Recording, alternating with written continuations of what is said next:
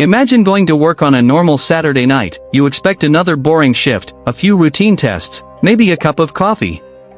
Then, boom, an explosion so powerful, it blows the roof off a nuclear reactor. Invisible radiation begins pouring into the sky. Nobody can see it, nobody can smell it, but it's already spreading across Europe. Sounds like the beginning of a disaster movie. Except, it actually happened. This is the story of Chernobyl, the worst nuclear disaster in human history. But here's the crazy part. The explosion wasn't caused by an earthquake, it wasn't caused by a meteor, it wasn't caused by aliens. Sorry if that's disappointing. It happened because of human mistakes, bad decisions, and one reactor with a dangerous design. So, how did one ordinary safety test turn into a catastrophe? And why did thousands of people continue living nearby, completely unaware that invisible radiation surrounded them?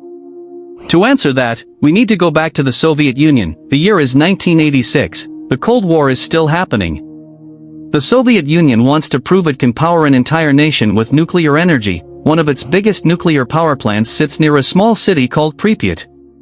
Nearly 50,000 people live there. Most of them have absolutely no idea that their lives are about to change forever.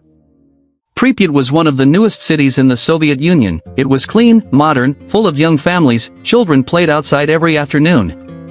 Schools were packed, amusement parks were being built, life seemed almost perfect, and right next door stood the Chernobyl nuclear power plant. Inside reactor number 4, engineers were preparing for a safety test. Sounds reassuring, right? Well, this safety test would become one of history's biggest disasters. The goal seemed simple. Engineers wanted to know if the spinning turbines could produce enough electricity for a few extra seconds during a power outage. On paper, it looked completely harmless, but several problems started piling up. The test had already been delayed for hours.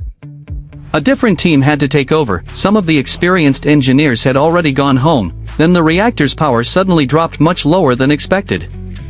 Instead of stopping the test, the operators tried to recover. They disabled important safety systems. They removed too many control rods. The reactor became increasingly unstable. Imagine driving a sports car down an icy road with no brakes. That's basically what they were doing. At 1:23 in the morning, they pressed the emergency shutdown button. It should have stopped everything instantly. Instead, it made everything much worse. Seconds later, 2 enormous explosions ripped through Reactor 4. The roof was blown apart. Pieces of radioactive fuel were thrown into the air. The reactor was now completely exposed, and invisible radiation began escaping into the atmosphere. At first, nobody understood what had happened. Firefighters rushed to the scene. They thought they were fighting an ordinary fire. They had no protective suits, no idea they were standing next to an open nuclear reactor. Some even picked up strange black pieces of graphite. They looked harmless, they weren't. Within hours, many firefighters began feeling sick.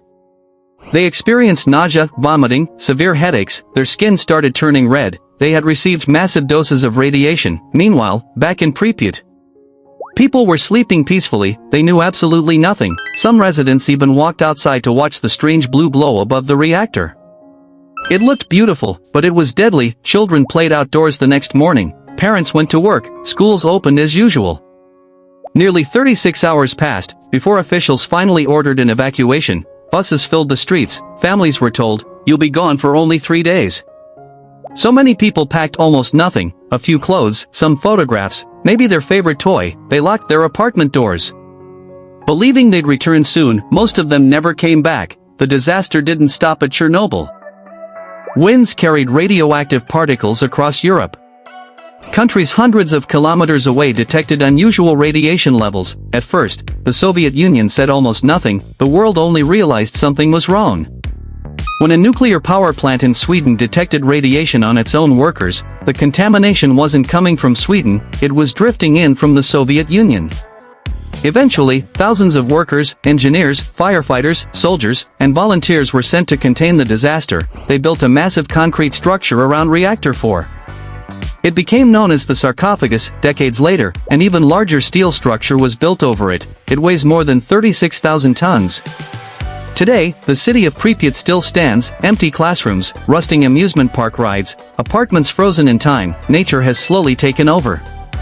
Trees grow through buildings, wild animals roam the streets. It's one of the strangest places on Earth. Chernobyl wasn't just a nuclear accident. It changed how the entire world thinks about nuclear safety. New regulations were introduced, reactor designs were improved, emergency procedures became much stricter. The disaster reminds us that technology can achieve incredible things, but only when it's matched with responsibility. If you enjoyed this video, don't forget to like, subscribe, and let me know in the comments. Do you think nuclear power is still one of the best sources of clean energy today, or are the risks too great? Thanks for watching, and I'll see you in the next adventure.